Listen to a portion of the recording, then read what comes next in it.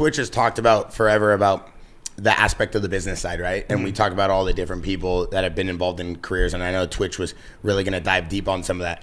But you have been an athlete and a competitor for so long, and I've known you for a few years, but now being able to like watch you in person, like at A1, like the game is at a whole new level this year. The season is incredible. The racing is incredible. You guys are all incredible with the talent that's out there. Does it feel like this is a different year for you, for the competition, for the sport in general?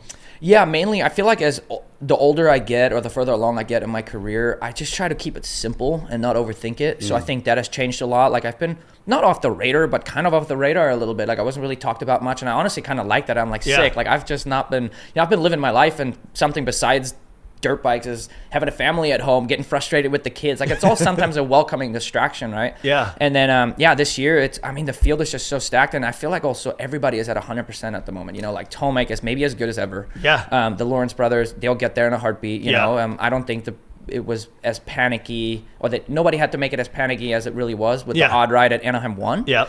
But then Anderson, I think everybody, Chase, everybody's firing on all cylinders. Webb looks good this year. Like everyone's riding good this 100%. year. 100%. So there's just so much.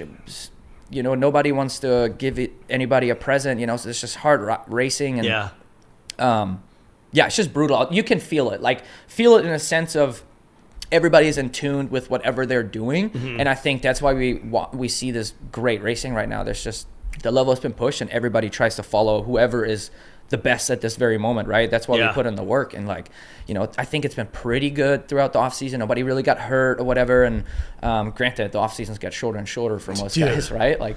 Dude, I was giving Chase shit because at the press conference he was like, "Yeah, it's been a long off season." I'm like, "Don't say that. They're gonna make it. They're gonna add more races. This is literally the shortest off season we've been having. Back in the day, the races stopped earlier, and you had a longer off season." Yeah. I'm like, "Don't say that, dude." Obviously, I'm on a different schedule, but I'm like, "Why would you say?" Yeah, you didn't even go race outdoors last year. No, why would you say this was a long off season? This was the shortest ever in general. So you've had some pretty gnarly injuries throughout your career, like career-ending injuries. Like how hard was it coming back from that? And did you think you would win again? So 2017, obviously, when I did my left arm, right, that was by San far Diego? Or was that A2, Anaheim? A2, yeah. That was by far the gnarliest, and